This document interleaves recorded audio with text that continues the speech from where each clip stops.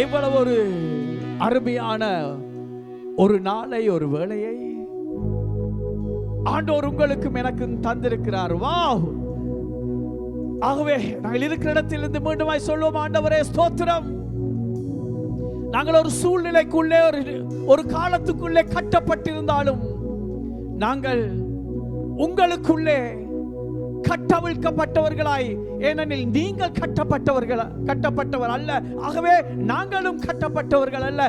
நாங்கள் இன்று ஒரு குடும்பமாய் எந்த தேசத்தில் இருந்தோம், எந்த பாகங்களில் இருந்தோம், நாங்கள் உங்களை ஆராதிக்க நீங்கள் பாராட்டின கிருபைக்காக நன்றி சொல்லுகிறோம் என்று எங்களை இதயங்களை உயர்த்தி அந்த ஆண்டவர் சொல்லுமா? எங்களை கமெண்ட் பாக்ஸ்ல டைப் பண்ணி நாங்கள் சொல்லுமா, லார்ட் we praise you. ஆண்டவரே நாங்கள் உங்களுக்கு நன்றி சொல்கிறோம், உங்களை உயர்த்துகிறோம். we thank you Lord. எப்படி உங்களுக்கு அந்த ஆண்டவருக்கு நன்றி சொல்ல விரும்புகிறீர்களோ அந்த கமெண்ட் பாக்ஸ்ல நீங்கள் டைப் பண்ணி நாங்கள் சொல்ல மக்களை உற்சாகப்படுத்துவோமா?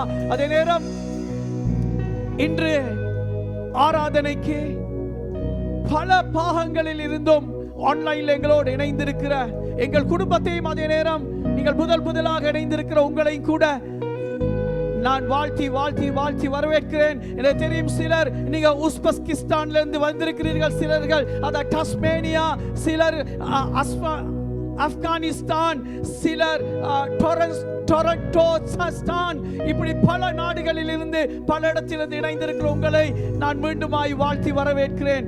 God bless you என்ற ஒரு ஆனந்தம் ஆண்டவருடைய சமூகத்திலே எந்த ஒரு சூழ்நிலையும், எந்த ஒரு நிலையும் உங்களையும் என்னையும் அசைக்க கூடாது, அசைக்க முடியாது.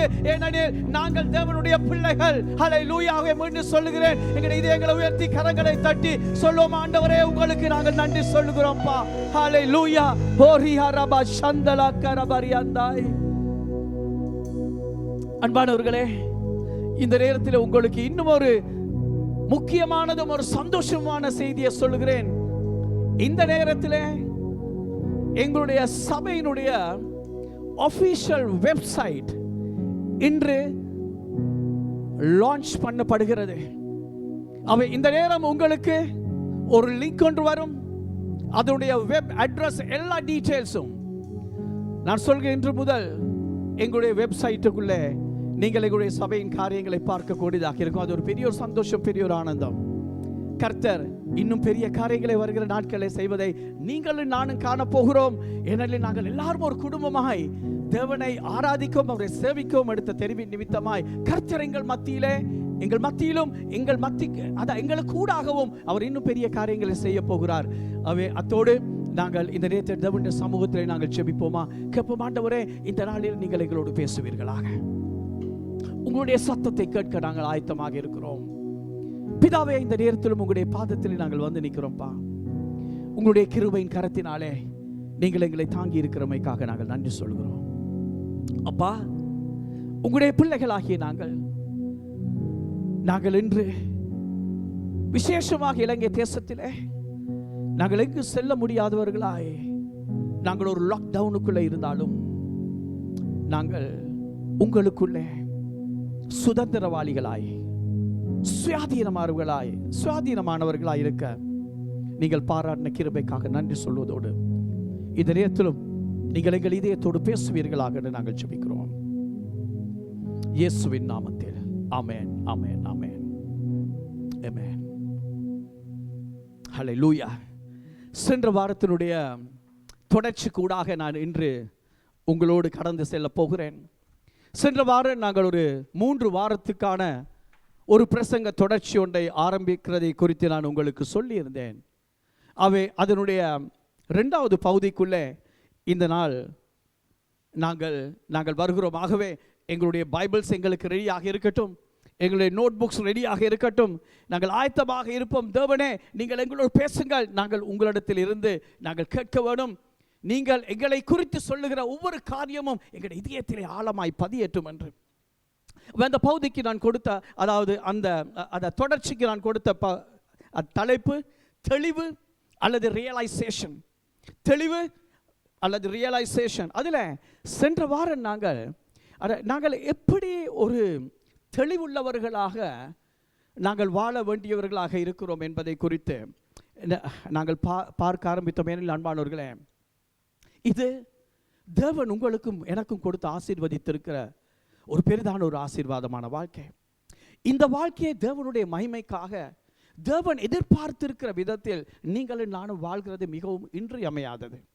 அது கட்டாயமானது. அது ஒன்று தான் அது தேவனுக்கு மகிமை கொண்டு வந்து குவிக்கிற அதே வேளை அது உங்களுக்கும் எனக்கும் ஒரு உண்மை ஜீவனாக இருக்கும். ஆனாலும் நானும் நீங்களும் ஒரு உண்மையை நாங்கள் அறிந்திருக்கிறோம். நாங்கள் யாவரும் பூர்ணமானவர்கள் அல்ல, நாங்கள் பெர்ஃபெக்ட் ஆனவர்கள் அல்ல. ஆகவே நாங்கள் பூர்ணமானவர்கள் அல்லாதபடியினால் நாங்கள் ஒன்றையும் மிகவும் நேர்த்தியாக அல்லது தேவனுடைய எதிர்பார்ப்புக்கு அமைவாக நாங்கள் ஒரு குறிப்பிட்ட காலகட்டத்துக்குள்ளே நாங்கள் தேவனை அறிந்திருக்கிற ஒரு குறிப்பிட்ட காலகட்டத்துக்குள்ளே முற்று முழுதிலும் ஒரு மாற்றம் அடைந்த ஒரு வாழ்க்கை அல்ல, மாற்றம் அடைந்து கொண்டு போய் கொண்டிருக்கிற ஒரு வாழ்க்கையை தான் நாங்கள் வாழ்ந்து கொண்டிருக்கிறோம். அவருடைய பரிசுத்த ஆவியான ஒரு கூடாய் நாங்கள் நாளாந்தம் அதாவது ஒரு எங்களோட வாழ்க்கை இன்னும் பரிசுத்தமாக்கப்பட்டு கொண்டு தேவனுடைய நீதிக்கு நேராக தேவனுடைய எதிர்பார்ப்புகளை நிறைவேற்றுகிற ஒரு வாழ்க்கையாகத்தான் அது ஒவ்வொரு நாளும் மாறிக்கொண்டிருக்கிறது என்பதை நீங்கள் நானும் அறிந்திருக்கிறோம். ஆனால் அந்த வாழ்க்கை ஒரு ட்ரூ டிரான்ஸ்ஃபர்மேஷன் ஒன்று கூடாக ஒரு உண்மையான ஒரு நேர்மையான ஒரு நீதியான ஒரு மறுரூபமாக்குதல் ஒன்றுக்குள்ளே செல்லவும் தேவன் எதிர்பார்க்கிறவர்களாய் நீங்களும் நானும் இன்னும் அதிகமாய் வாழவும் வேண்டுமா இருந்தால் ஒரு முக்கியமான காரியமாக இருக்கிறது. அதுதான் எங்களுடைய வாழ்க்கையை குறித்து ஒரு பரிபூர்ணமான ஒரு தெளிவு, ஒரு விளக்கம் உங்களுக்கும் எனக்கும் நிச்சயமாய் அவசியமானது. அதாவது என்னுடைய நேற்றைய செயற்பாடும் என்னுடைய இன்றைய செயற்பாடும் என்னுடைய நேற்றைய நிலையும் என்னுடைய இன்றைய நிலையும் குறித்ததான ஒரு முழுமையான ஒரு சரியான ஒரு தெளிவு உங்களுக்கும் எனக்கும் கட்டாயம் தேவை.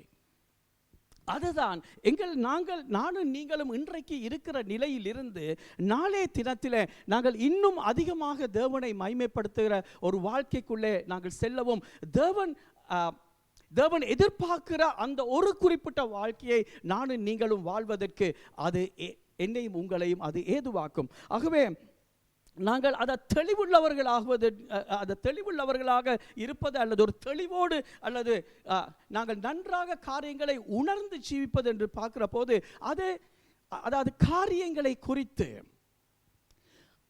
ஒரு நன்றாக விபரமாக நாங்கள் அதை குறித்த விடயங்களை, அதனுடைய தாக்கங்களை, அதனுடைய பாதிப்புகளை அல்லது அதில் இருக்கிற நன்மைகளை குறித்து நன்றாக புரிந்து கொள்ளுதலாகும். அதாவது ஒரு டிக்ஷனரியில் இப்படி சொல்லியிருக்கிறார்கள், coming to understand something clearly and distinctly. Coming to understand something clearly and distinctly. அதாவது ஒரு காரியத்தை அல்லது ஏதாவது ஒரு காரியத்தை மிகவும் தெளிவாகவும் அதில் இருக்கிற காரியங்களை நன்று ஆராய்ந்து உணர்ந்து கொள்கிற ஒரு நிலை ஒன்றுக்குள்ளே நல்ல ஒரு அறிவுபூர்வமாய் வருகிறதை குறித்து அது பேசுகிறது. ஆனால் அநேகமான நேரங்களிலே அன்பானவர்களே, நாங்கள் வேதத்தோடு இப்படி பார்க்கிற போது அந்த இன்ஃபர்மேஷன்ஸ் அல்லது அதை குறித்த ஒரு அறிவு, தகவல்கள் அல்லது அறிவு அது எங்களுடைய தலையை தாக்கி it hits our head. Unless and otherwise it makes an impact in our heart. Unless and otherwise it influences our heart. அது எங்களுடைய இதயத்துக்குள்ளே ஒரு செல்வாக்கையும் ஒரு தாக்கத்தையும் ஏற்படுத்தாவிடில் அது ஒரு சாதாரண ஒரு அறிவு மாத்திரம் தான் இருக்கும். அந்த அறிவு என்னையும் உங்களையும் ஒரு பரிபூர்ணமான ஒரு தெளிவொன்றுக்குள்ளே எங்களை கொண்டு செல்லாது. அவை தான் நாங்கள் சென்ற வாரம் நாங்கள் பார்க்க ஆரம்பித்த பகுதிக்கான தலைப்பில் இன்றைக்கும் நான் கடந்து செல்கிறேன். அதான் அது கொடுத்தது முதல் முக்கியமானது. நாங்கள் தெளிவுள்ளவர்களாய் எங்களுடைய வாழ்க்கையை நாங்கள் அதை அமைத்துக்கொள்ள அல்லது தெளிவுள்ளவர்களாக ஜீவிக்க முதல் முக்கியமாக அதை ஃபர்ஸ்ட் அண்ட் ஃபார்மோஸ்ட் அல்லது பிரைமரிலி நாங்கள் முதல் முக்கியமாக நாங்கள் கவனிக்க வேண்டிய காரியங்கள் மூன்றை குறித்து நான் சொன்னேன். அதில் ஒன்றை நாங்கள் பார்த்தோம், தான் என்னை குறித்த ஒரு முழுமையான தெளிவு எனக்கு அவசியமானது. தாவீது எப்படி தேவனுடைய சமூகத்துக்குள்ளே வந்தபோது அந்த 51ஆம் சங்கீதத்திலையும் 2 சாமுவேல் 12ஆம் அதிகாரத்தில் நாங்கள் பார்த்தோம், தாவீதுக்கு தேவன் நாத்தானை அனுப்பின போது தேவன் தாவீதோடு இடைப்பட்டு காரியங்களை தாவீதுக்கு விளக்கப்படுத்த ஆரம்பித்த போது தாவீதினுடைய வாழ்க்கை எப்படி ஒரு தெளிவுள்ள ஒரு நிலைக்குள்ளே தாவீது தான் செய்த ஒவ்வொரு காரியங்களையும் குறித்து விளங்கிக் கொள்ள ஆரம்பித்தான். ஏனெனில் நாத்தானுக்கூடாக தாவீதுக்கு தேவன் சொன்னது, நீ இதை செய்தாய், உன் கையால் இது நடந்தது, நீ இப்படிப்பட்ட ஒரு வாழ்க்கையை வாழ்ந்தாய் என்று தாவீதை நோக்கி அவர் தாவீதை ஒரு நல்ல ஒரு உணர்த்துதல் ஒன்றுக்குள்ளே நாத்தானுக்கூடாய் கொண்டு வந்த போது நாங்கள் பார்க்கிறோம், தாவீது உடனே அந்த 2 சாமுவேலுக்கு நாங்கள் செல்வோமாயில் அந்த 2 சாமுவேல் 12ஆம் அதிகாரத்தில் அந்த 13ஆம் வசனத்தை நான் எங்களுடைய கவனத்துக்கு இந்த காலையிலே கொண்டு வரட்டும். அப்பொழுது தாவீது நாத்தானிடத்தில், நான் கர்த்தருக்கு விரோதமாக பாவம் செய்தேன் என்றான். நான் கர்த்தருக்கு விரோதமாக, அதாவது தாவீதுக்கு அவரை குறித்து ஒரு தரோ ரியலைசேஷன், ஒரு தன்னை குறித்து ஒரு முழுமையான ஒரு தெளிவு ஒன்றுக்குள்ளே ஒரு சற்று நேரத்துக்குள்ளே அவருக்கு வரக்கூடியதாக இருந்தது. எல்லாம் அவர் மிகவும் அவதானமாய் அதை அவர் கேட்டபடினார். இன்றைக்கு எனக்கும் உங்களுக்கும் நான் மிகவும் சுருக்கமாய் அதை சொல்லிவிட்டு அடுத்த காரியத்துக்கு போகட்டும். நீங்கள் உங்களையும் நான் என்னையும் குறித்து மிகவும் அதிகமாகவும் முக்கியமாகவும் எந்த கட்டத்திலும் எந்த காலத்திலும் தெளிவுள்ளவர்களாய் எங்களுடைய வாழ்க்கையை அமைத்துக் கொள்ள முயற்சிப்பது மிகவும் அத்தியாவசியமானது. ஏனெனில் நீங்களும் நானும் ஒரு பொறுப்புள்ள வாழ்க்கையை வாழ கர்த்தர் உங்களையும் என்னையும் அழைத்திருக்கிறார். எனக்கும் உங்களுக்கும் ஒரு தகுதியும் வேண்டும். நாங்கள் எங்களுடைய வாழ்க்கையிலே தேவன் கொடுத்திருக்கிற மற்றவர்களை குறித்திருக்கிற உத்தரவாதத்தை நாங்கள் நிறைவேற்றுவதற்கு அவை முதல் முக்கியமானது. அதுதான் நாங்கள் மற்றவர்களை குறித்து நாங்கள் அதை திருத்த முதல் நாங்கள் சென்ற வாரம் பார்த்தோம்.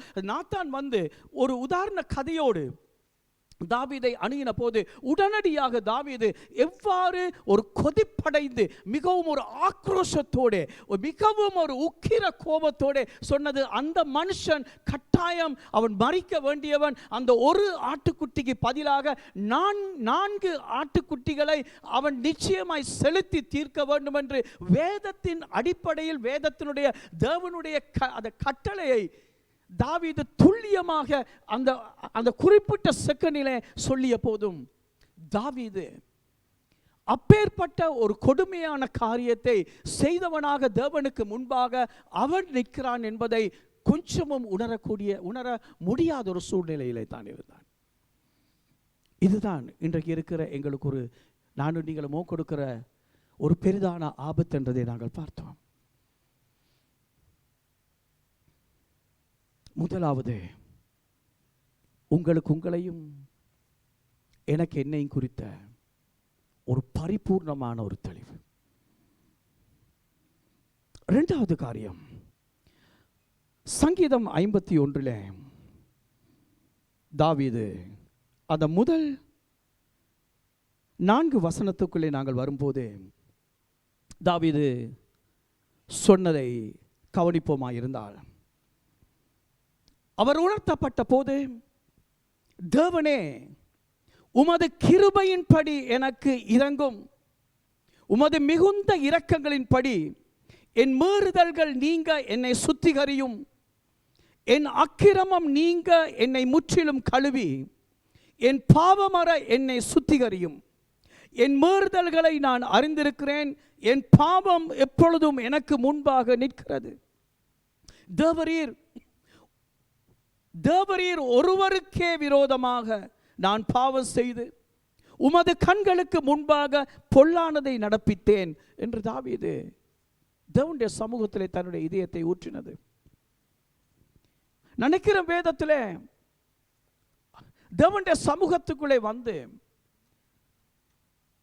தான் உணர்ந்ததை இட்டு தன்னை உணர்த்திய தேவனுக்கு சரியான ஒரு பிரதி உத்தரம் செய்த மனுஷனாக தாவீதை நான் நிச்சயமாய் காணக்கூடியதாக இருக்கு. இது உங்களுக்கும் எனக்கும் ஒரு பெரிய ஒரு சாட்சி.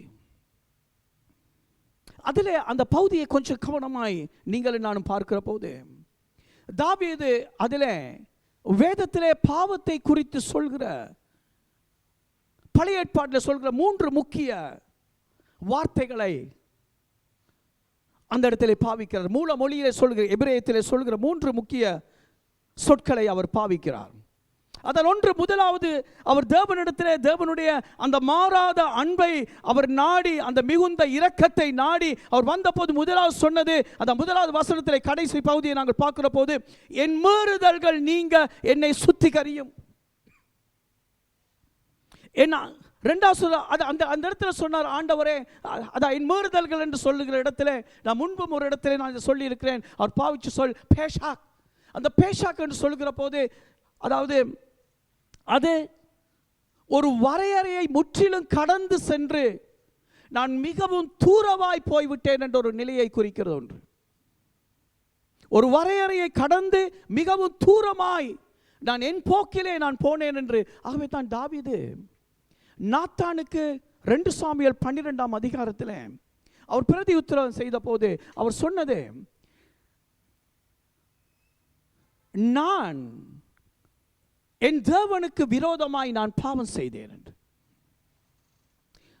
அவருடைய அந்த ரெஸ்பான்ஸ், அவருடைய பிரதி உத்தரத்தை குறிக்கிறது மூலச்சொல் சொல்லுகிறது, தேவன் எனக்கு கொடுத்திருக்கிற சுதந்திரம் சுயாதீனத்துக்கு மாறாக நான் என்னுடைய பாவ சுதந்திரம் சுபாவத்திலே நான் அதிக தூரம், நான் சுயாதீனனாய் என்ற இச்சையின் இழுப்பிலே நான் சென்று நான் தேவனுக்கு விரோதமாய் பாவம் செய்தேன். அந்த ஒரு நல்ல ஒரு உணர்த்துதல் தாவீதுக்கு தேவன் நாத்தானுக்கு கூடாய் அவர் செய்த காரியத்தை சொல்ல ஆரம்பித்த போது, தேவனுடைய சமூகத்தில் தாவீது 2 சாமுவேல் 11ஆம் அதிகாரத்தில் வேதம் எங்களுக்கு சொல்லுகிற தாவீது எப்படிப்பட்ட எந்த விதத்தில் அந்த காரியங்களை அடுத்தடுத்ததாய் செய்து கொண்டு போனார் என்று நினைக்கிறேன். வருகிற வாரத்தில் நாங்கள் அதை பார்க்கக்கூடியதாக இருக்கும். அவே தன்னை கொண்டு வந்து நிறுத்திய நிலையை குறித்து தாவீது சொல்கிறார். அதாவது எந்த நிலையில், அன்பானவர்களே, சில நேரங்களில் நானும் நீங்களும் பழகி இருக்கிற ஒரு காரியம், நான் எல்லாரும் என்று நான் சொல்லவில்லை, நாங்கள் சிலர் பழகி இருக்கிறோம். என்னை குறித்து எனக்கு சொல்லலாம்.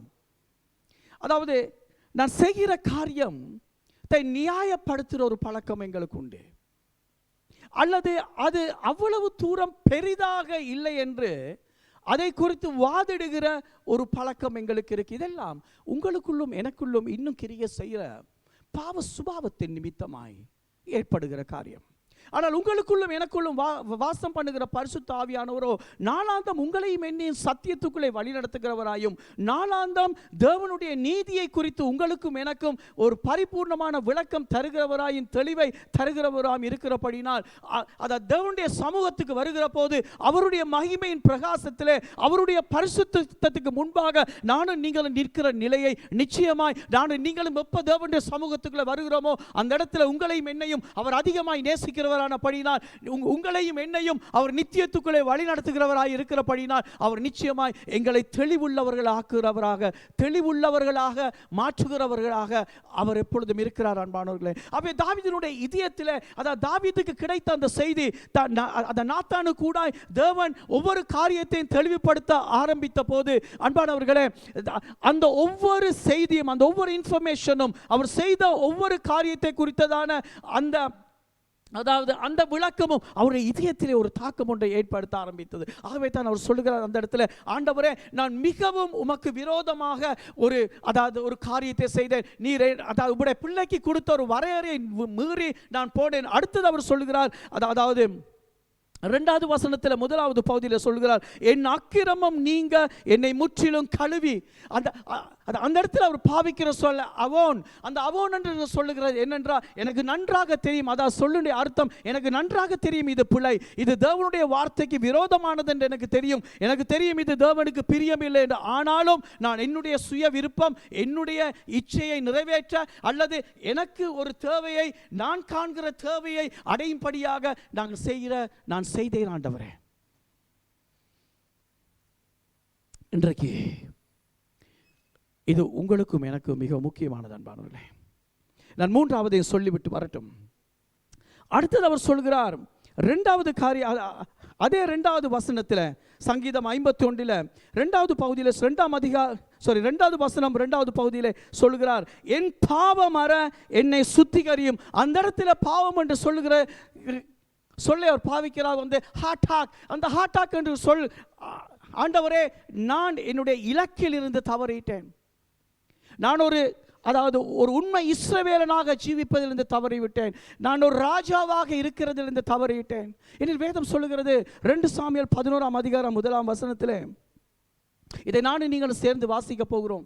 உங்களுடைய வேதாமத்திலும் என்னுடைய வேதாமத்திலும் நாங்கள் பார்ப்போமா இருந்தால், அந்த 2 சாமுவேலில் நாங்கள் பார்க்கிறோம் அன்பானவர்களே.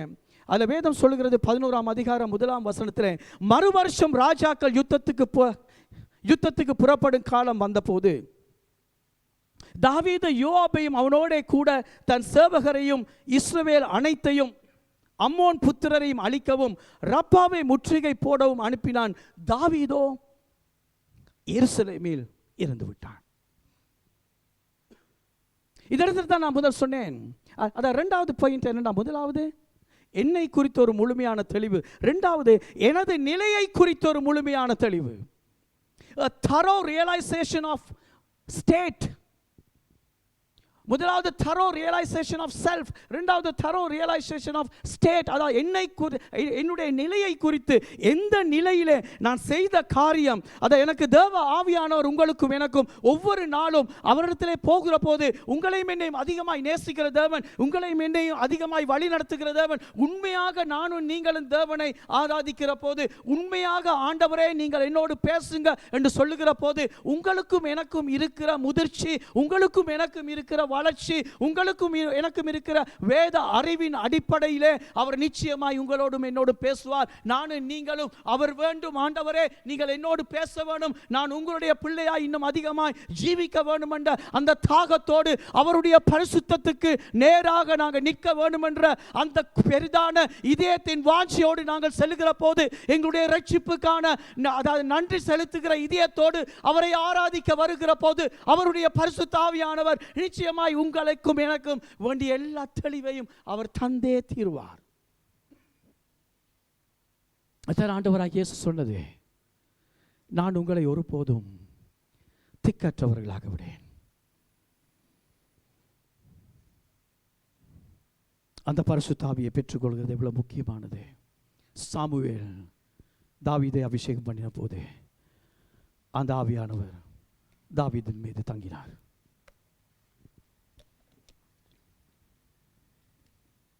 அவை நானும் நீங்களும் ஒருபோதும் எங்களுடைய நிலையை குறித்து புரிய முடியாதவர்களாக இல்லை அன்பானவர்கள்.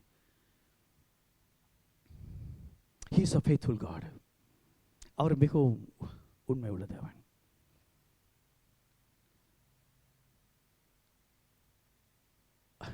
அவர் நிச்சயமாய் உங்களையும் என்னையும்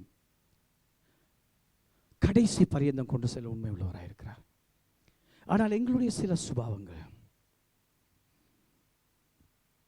எங்களுடைய சில தன்மைகள் எங்களை அவருக்கு நேராக, விசேஷமாக அவருடைய பரிசுத்தத்துக்கு நேராக நிற்க இடம் கொடுக்காது.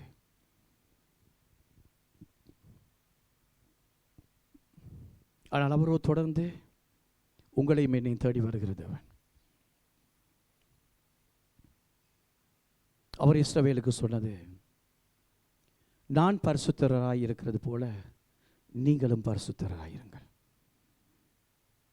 தன்னை எப்படி அவர் இந்த உலகத்திலே நிகரற்றவராய் கொண்டிருந்தாரோ அதே போல தன்னுடைய பிள்ளைகளும் ஒரு நிகரற்றவர்களாய் ஜீவிக்க வேண்டும் என்பதை தான், தன்னுடைய சாயலை முழுமையாய் பிரதிபலிக்க வேண்டியவர்களாக தான் உங்களை என்னை வைத்திருக்கிறது. ஆகவே தான் எங்களுடைய நிலையை குறித்ததான ஒரு தெளிவு கட்டாயம் அவசியம்.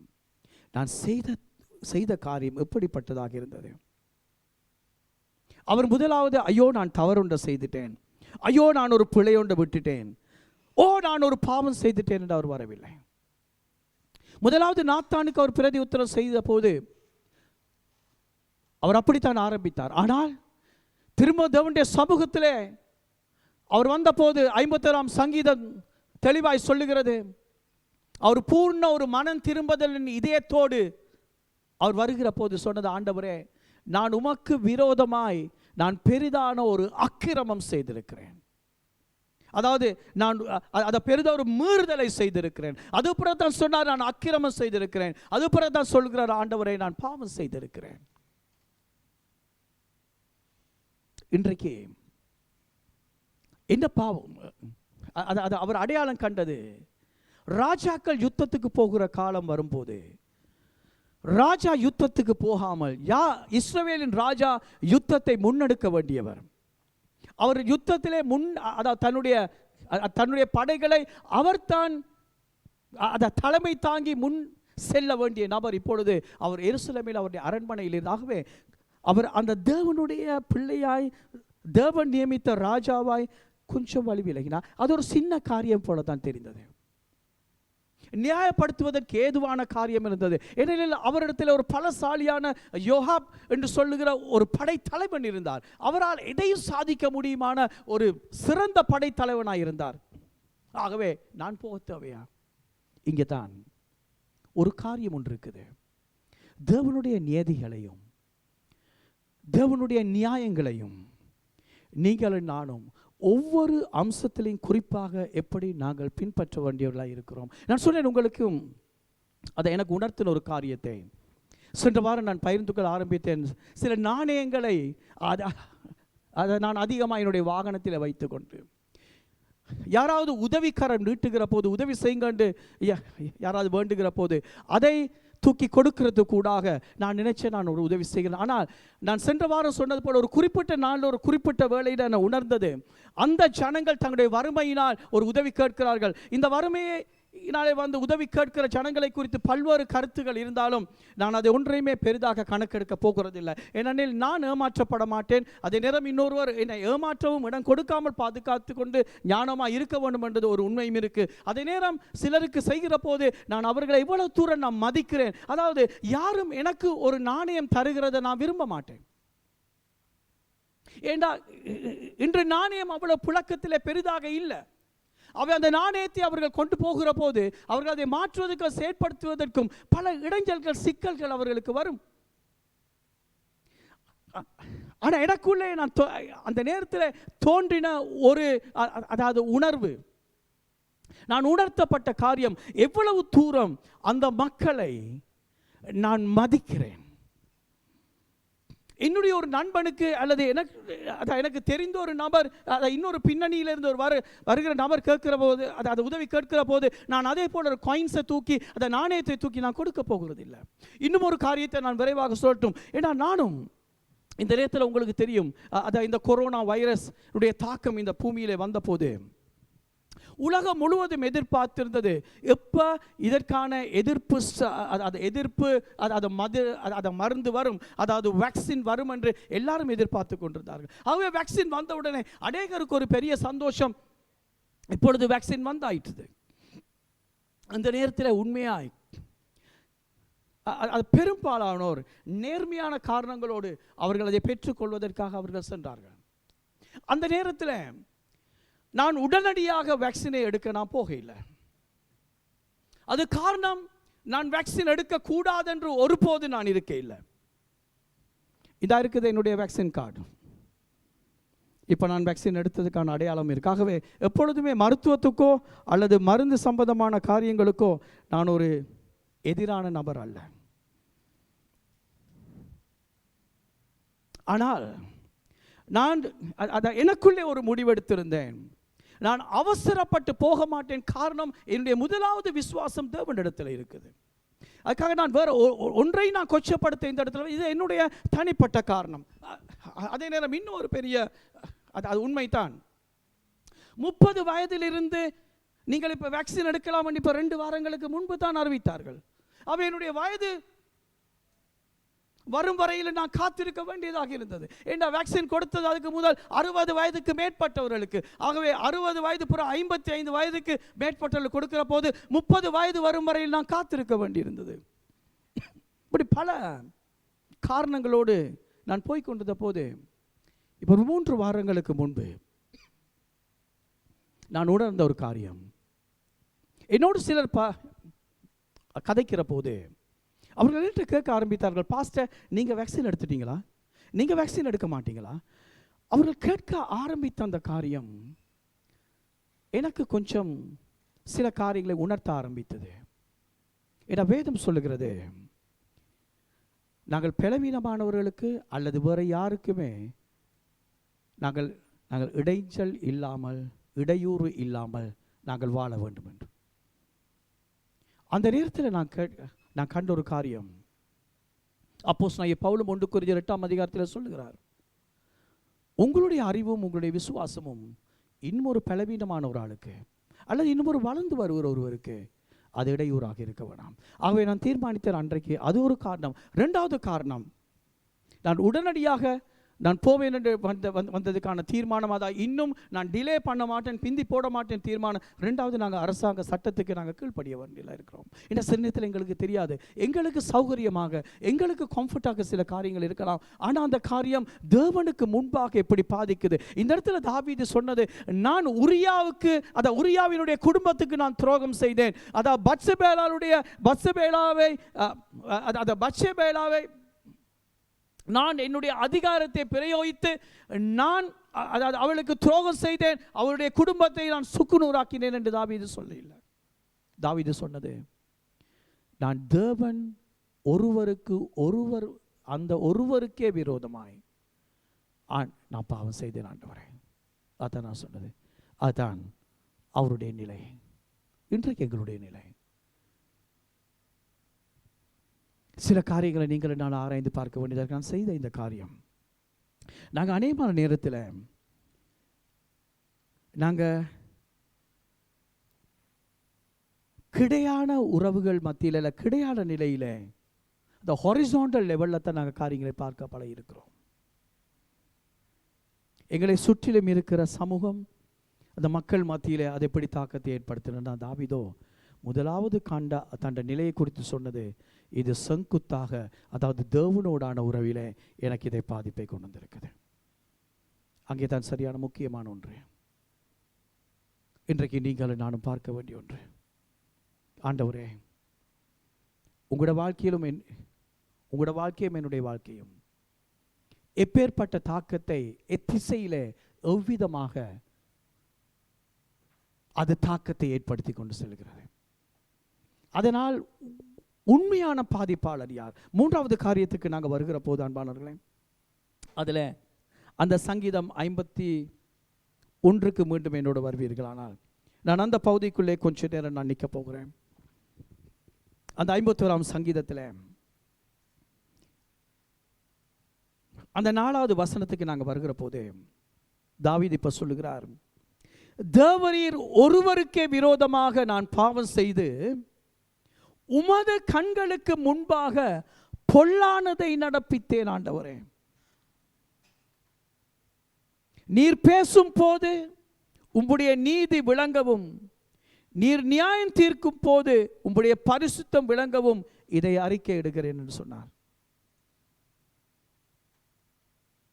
ஆண்டவரே, நீங்க பேசுகிற போதெல்லாம் நீதியாக இருக்கும், அதெல்லாம் பரிசுத்தமாக இருக்கும். ஆனா இப்ப நீங்க என்னோடு பேசுறதை வைத்துக்கொண்டு நான் பார்க்கிற போது நான் அந்த இடத்துல அவர் சொன்னது, அந்த 4வது 51ஆம் சங்கீதம் 4ஆம் வசனத்தினுடைய 2வது பகுதிக்கு வருகிற போது, உமது கண்களுக்கு முன்பாக பொல்லாங்கானதை நடப்பித்தேன். அந்த இடத்துல அவர் பாவிக்கிற மூலம் சொல்லுகிறது ராக், அதாவது மிகவும் ஒரு கோரமான அகோரமான காரியத்தை, உமக்கு ஆண்டவரே உங்களுக்கும் எனக்கும் இருக்கிற உறவை நான் உதாசீனம் செய்ததை நான் உணர்ந்து கொள்கிறேன்.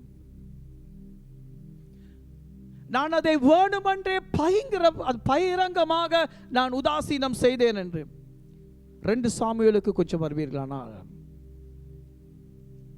2 சாமுவேல் 12ஆம் அதிகாரத்தில் அதில் கர்த்தர் நாத்தானு கூட 3 காரியத்தை தாவீது குணத்தினார். ஒன்று தான் 12ஆம் அதிகாரம் 9ஆம் வசனத்தில் அவர் சொன்னது, கர்த்தருடைய பார்வைக்கு பொல்லாப்பான இந்த காரியத்தை செய்து அவருடைய வார்த்தையை நீ அசட்டை பண்ணினது என்ன என்று தாவீதினிடத்திலே ஒரு கேள்வி என்று கேட்கப்பட்டது. முதலாவது தேவனுடைய வார்த்தையை 10வது வசனத்துக்கு வரும்போது அவர் சொல்லுகிறார், இப்போதும் நீ என்னை அசட்டை பண்ணி, இப்ப இந்த வார்த்தை மாத்திரம் அல்ல, என்னை முழுவதுமாக நீ, அதாவது நீ உதாசீனம் செய்துட்ட. எனக்கும் உனக்கும் இருக்கிற உறவை நீ மதிக்கவில்லை, நீ கனப்படுத்தவில்லை. உன்னை சவுலின் கைக்கு தப்புவித்து உனக்கு எல்லாவற்றையும் கொடுத்த, உன்னை இவ்வளவாய் அன்பு செய்த என்னை, கரவலாடுகளின் பின்னால் திரிந்த உன்னை, இஸ்ரவேலின் ராஜாவாக்கின என்னை நீ உதாசீனம் செய்தாய். 14ஆம் வசனத்தில் தாவீது அறிக்கை செய்த பிறகு அவர் சொல்லுகிறார், இது கர்த்தருடைய நீதி. ஆனாலும் இந்த காரியத்தினாலே கர்த்தருடைய சத்துருக்கள் தூஷிக்க நீ காரணமாயிருந்தபடியினால் சொல்லுகிறார், இஸ்ரவேலின் ராஜாவா, தேவனால் அபிஷேகம் பண்ணப்பட்ட ராஜா கர்த்தருடைய நாமத்தை இவ்வளவாய் தூஷித்தானே என்று கர்த்தருடைய சத்துருக்கள் எல்லாம் தூஷிப்பதற்கு ஏதுவாய், அவ்வளவு கர்த்தருடைய பரிசுத்த குலைச்சலாக்கப்படுவதற்கு ஏதுவாக ஒரு செயற்பாடு நடந்திருந்தபடியினால் அந்த செயற்பாட்டை நீ செய்தாய் என்று தாவீது உணர்த்தின போதுதான் தாவீது அவர் சொல்கிறார், ஆம் ஆண்டவரே, நான் இப்ப எல்லாவற்றையும் தெளிவாய் நான் புரிந்து கொள்கிறேன். நன்றாக என்னுடைய வாழ்க்கையினுடைய செயற்பாட்டின் நிலையை நான் உணர்த்தப்படுகிறேன். வெள்ளிக்கிழமை எங்களுக்கு அறிவிக்கப்பட்டது, இந்த நாட்டிலே அடுத்த 10 நாட்களுக்கு லாக்டவுன் அல்லது குவாரண்டைன் கர்ஃபியூ அறிவிக்கப்பட்டு கொஞ்ச நேரங்களிலே எல்லா சூப்பர் மார்க்கெட்ஸும் நிறைய ஆரம்பித்தது. ஜனங்கள் வெளியே பெரிய ஒரு லைன் கியூ, அதில் பிள்ளையில் அவசரத்துக்கு சாமான் வேண்டது. ஆனால் அந்த பொருட்களை வேண்டாவிட்டால் ஏதோ எங்களுக்கு ஒரு பாரிய பிரச்சனை, ஒரு பெரிய ஒரு கஷ்டத்துக்குள்ளே நாங்கள் விழுந்து விடுவோமே என்று தேவனுடைய பிள்ளைகளாகிய யாராவது அந்த இடத்துல முந்தி அடித்துக் கொண்ட கவலையோடு அங்கலாய்ப்போடு அந்த லைன்ல அந்த கியூவிலே நாங்கள் இருந்திருப்போமா இருந்தால், அன்பானவர்களே, நன்றி சொல்லுகிறேன், நானும் நீங்களும் அந்த கர்த்தரை உதாசீனம் செய்கிற ஒரு நிலைக்குள்ளே வந்து விடுவோம். நாங்கள் ஞானமாக நடக்க வேண்டும், நாங்கள் எங்களுடைய அவசரத்துக்கு நாங்கள் பிரயாசப்பட வேண்டும் என்றது உண்மை. ஆனால் பயத்தோடு ஒரு அங்கலாய்ப்போடு இந்த சந்தர்ப்பத்தை நாம் விட்டால், இந்த லைன்ல இன்றைக்கு நாம் பொருட்களை வேண்டாமல் போனால், அது என்னுடைய வாழ்க்கைக்கு, என்னுடைய குடும்பத்துக்கு, அதாவது எங்களுடைய சாப்பாட்டுக்கு அல்லது எங்களுடைய ஏதாவது ஒரு தேவை சந்திக்கப்படாமல் அது ஒரு பிரச்சனையாய் மாறிவிடும் என்று ஒரு பய உணர்வோடு ஒரு அங்கலாய்ப்போடு நீங்களோ நானோ அப்படி செயற்பட்டவர்களாக இருந்திருப்போமானால் அல்லது செயற்பட்டு கொண்டிருப்போமானால், இந்த சூழ்நிலைகளை அதை குறித்து நாளுக்கு நாள் மோசமாய் கொண்டிருக்கின்ற சூழ்நிலைக்குள்ளே இன்னும் அச்சம் குடிகொள்கிற ஒரு வாழ்க்கை, பயப்படுகிற ஒரு சூழ்நிலை ஒன்றுக்குள்ளே நீங்கள் நானும் போவோமா இருந்தால், இனி வருகிற நாட்கள் காலங்களிலே இந்த வைரஸினுடைய வீரியம் அல்லது இந்த வைரஸுடைய மாற்றம், அதனுடைய அந்த மியூட்டேஷன் அல்லது அதனுடைய வேரியன்ட் எப்படிப்பட்டதாக மாறினாலும் I am fine because I am protected in the Lord. நான் கர்த்தருக்குள்ளே நிச்சயமாய் பாதுகாக்கப்பட்டிருக்கிறேன் என்ற நிச்சயமோடு அந்த நம்பிக்கையோடு என்கிற வாழ்க்கை இல்லாவிட்டால் நாங்கள் ஞானமாக நடப்போம். ஆனால் இப்போ நான் வேக்சின் எடுத்துட்டேன், எல்லாம் ஃபைன் என்ற ஒரு மனநிலையில் நாங்கள் போகாம இல்லை, நான் செய்ய வேண்டியதை நான் ஞானமாக செய்திருக்கிறேன், ஆனால் என்னுடைய பாதுகாப்பு கர்த்தருக்குள்ளே மாத்திரம்தான் உண்டு என்பதை குறித்து நான் எப்பொழுதும் அறிக்கை செய்யாதவனாய் இருப்பேன். ஆனால் நான் சொல்லுகிறேன், மூன்றாவது காரியம், முதலாவது காரியம் என்னை குறித்த ஒரு முழுமையான தெளிவு, இரண்டாவது எனது நிலையை குறித்த ஒரு முழுமையான தெளிவு, மூன்றாவது எனது செயற்பாட்டின் தீவிரத்தை குறித்த ஒரு முழுமையான தெளிவு. அதாவது thorough realization of its severity, thorough realization of its severity. அது என்னுடைய செயற்பாட்டை குறித்த அதான் என்னுடைய செயற்பாட்டினுடைய தீவிரத்தை குறித்த ஒரு செயற்பாடு அங்க சொல்லுகிறார் தாவீது. ஆண்டவர் சொல்லுகிறார், நீ என்னுடைய சத்துருக்கள் தூசிக்கத்தக்கதாய் நடத்தினாய். இன்றைக்கு சில நேரத்தில் எங்களுக்கு தெரியாத பாருங்களே, நானும் நீங்களும் இதான் என்னுடைய போராட்டமும் என்று உங்களுடைய போராட்டமும். நாங்கள் யாரும் பெர்ஃபெக்ட் ஆனவர்கள் அல்ல. இன்றைக்கு உங்களை குறித்தோ என்னை குறித்தோ குற்றம் சுமக்காதவர்கள் யாருமே இல்லை. ஏன்னா உங்களுடைய வாழ்க்கையிலும் என்னுடைய வாழ்க்கையிலும் குற்றங்கள் உண்டு. நாங்கள் யாருமே சொல்ல முடியாது I am living really perfectly என்று, நான் உண்மையாக முழுமையாக ஒரு பரிபூர்ணமான வாழ்க்கையை வாழுகிறேன் என்று. அதே நேரம் என்னாலும் உங்களாலும் முடியாது இன்னும் ஒரு நபரை பரிபூர்ணத்துக்குள்ளே வழி நடத்த அவருடைய பரிசுத்த ஆவியானவரை தவிர. ஏன் தெரியுமா? நானும் ஒரு பரிபூர்ணமற்றவன், மற்றவரும் ஒரு பரிபூர்ணமற்றவர். அவர் ஒரு பரிபூர்ணமற்றவர் இன்னும் ஒரு பரிபூர்ணமற்றவரை பரிபூர்ணத்துக்குள்ளே கொண்டு செல்ல முடியாது. ஆகவேதான் எபேசியர் 5ஆம் அதிகாரம் 18ஆம் வசனத்திலே அப்போஸ்தலனாகிய பவுல் எபேசி சபைக்கு சொன்னது, மதுபான வரி கொள்ளாமல் பரிசுத்த ஆவியினாலே நீங்கள் நிரம்புவீர்கள் என்று கட்டளையிட்டார்.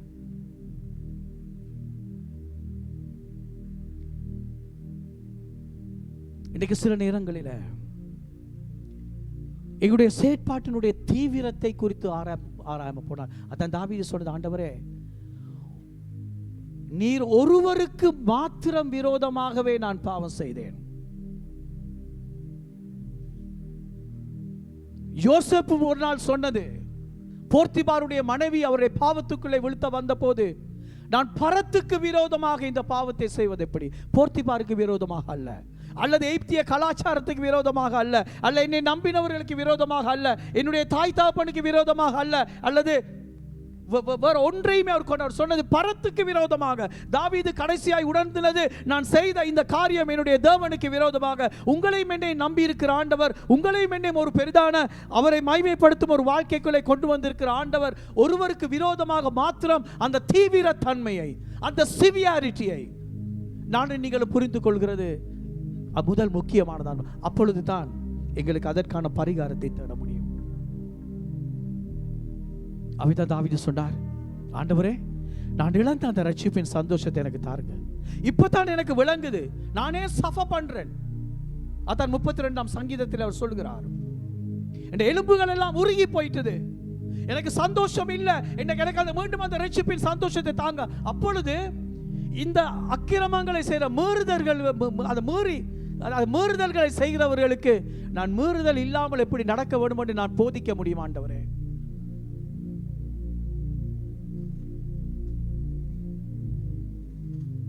ஏண்டா அவர் சரியான ஒரு பிரதி உத்தரம் ஒன்று செய்ய வேண்டியவராய் இருக்கிறார் என்பதை அவர் நன்கு உணர்த்தப்பட்டார்.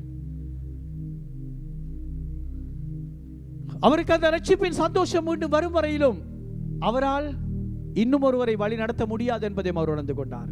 அந்த சங்கீதம் 51 அப்படியே கவனமாய் நீங்கள் நான் தொடர்ந்து தியானிக்கிற போது அந்த வார்த்தையை நாங்கள் பார்ப்போம். இன்றைக்கு சற்றாண்டுடைய சமூகத்துக்கு முன்பாக நாங்கள் இருக்கிற இடங்களில் எங்களுடைய தலைகளை தாழ்த்தினவர்களாய் அந்த ஆண்டவரத்தில் கேட்போம், ஆண்டவரே ஹெல்ப் மீ, ஆண்டவரே எனக்கு காண்பீங்க. எனக்கு எத்தனையோ காரியங்களை நான் செய்து கொண்டு போகிறேன் அப்பா, மற்றவர்களை பார்க்க அல்ல, என்னை நான் பார்க்க, எனது தன்மையை எனது நிலையை குறித்து நான் பார்க்க, என்னுடைய சுயத்தை, என்னுடைய நிலையை, என்னுடைய செயற்பாட்டினுடைய தீவிரத்தை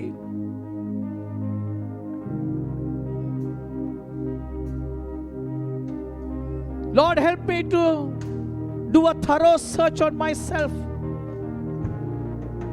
Lord help me to do a thorough search on my state. Lord help me to do a thorough search of its severity. அதனுடைய தீவிரத்தை புரிந்து கொள்ள கர்த்தாவே எனக்கு நீங்க உதவி செய்யுங்க. அது எவ்வளவு ஒரு பாரதூரமான விளைவை அது உங்களுக்கு முன்பாக, அது உங்களுடைய நாமத்திற்கு, உங்களுடைய ஊழியத்திற்கு, நீங்கள் கொடுத்த உத்தரவாதத்துக்கு அது எப்படிப்பட்ட ஒரு தாக்கத்தை ஏற்படுத்தி கொண்டு போகிறது. ஹல்லேலூயா. ஹோரி கரபா சந்தல கரபரியாந்தாய். சொல்லும் ஆண்டவரே, அப்பா உங்களுக்கு முன்பாக முழங்காலில் நான் வருகிறேன் ஆண்டவரே. எங்களுடைய இதயங்கள் மண்டியிடட்டும். எங்களுடைய சரீர பிரகாரமான முழங்கால்களை விட எங்களுடைய இதயம் ஆண்டவருக்கு முன்பாக மண்டியிடட்டும். இந்த வேளையிலே ஆண்டவரே, நல்ல ஒரு தெளிவுள்ள ஒரு மகனாய் மகளாய் என்ற வாழ்க்கையை மாற்றுங்கள். தேவனுடைய ஒரு பிள்ளையாய் நல்ல தெளிவோடு ஜீவிக்க தேவனுடைய நாமத்துக்கு மகிமையை கொண்டு வந்து குவிக்கிறார். தேவன் வைத்த நிலையிலே தேவனை மகிமைப்படுத்துகிற, தேவன் நாமத்தை பிரஸ்தாபப்படுத்துகிற ஒரு பிள்ளையாய் என்னை மாற்றுவீர்களாக. அந்த பரிசுத்தத்தை காக்கிற ஒரு மகனாய் மகளாய் உடைய வார்த்தையை சொல்லுகிறதே, தேவன் எங்களை அசுத்தத்திற்கு அல்ல பரிசுத்தத்திற்கு அழைத்திருக்கிறார். ஹல்லேலூயா. ஹோரி கரபா சந்தர கரபரியாந்தா. இந்த நேரத்தில் அவிசுவாசம் கொள்கிறது மற்றவருக்கு சாட்சியா இருக்காதே. ஹல்லேலூயா. இந்த சூழ்நிலையிலே தேவனை மகிமைப்படுத்துகிற நம்பிக்கையோடு நிற்கிறது தானே தேவனை மகிமைப்படுத்தும். ஹல்லேலூயா.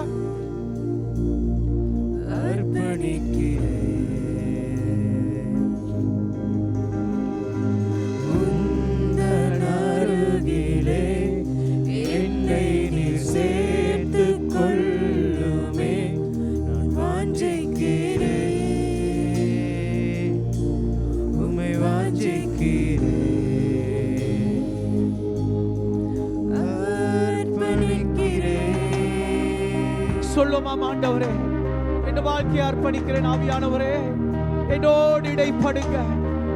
ஓ, என்னை குறித்து, எனது நிலையை குறித்து, எனது செயற்பாட்டின் தீவிரத்தை குறித்து எனக்கு சொல்லித்தாங்கப்பா. ஓரி கரபா சந்தோரி கரபாகவும் உந்தன் தயவுக்காகவும் என் ஆத்துமா தாகம் கொள்ளுதே. என் கரத்தை உயர்த்தி உம்மை நான் நாடுகின்றேனே. பேசும் தேவா, பேசும் தேவா.